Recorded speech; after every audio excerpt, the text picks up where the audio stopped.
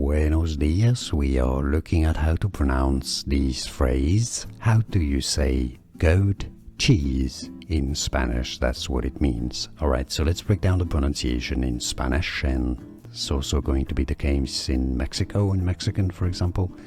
Queso, that's cheese. Queso, not queso, queso. Queso de is of cabra. Cabra is goat. Queso de Cabra, so it's cheese of goat, if you wish. Queso de Cabra, you could say in English.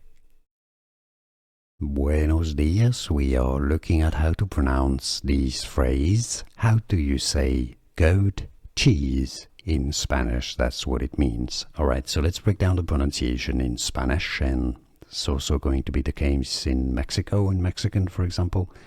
Queso, that's cheese. Queso, not queso, queso. Queso de is of cabra. Cabra is goat. Queso de Cabra, so it's cheese of goat, if you wish. Queso de Cabra, you could say in English.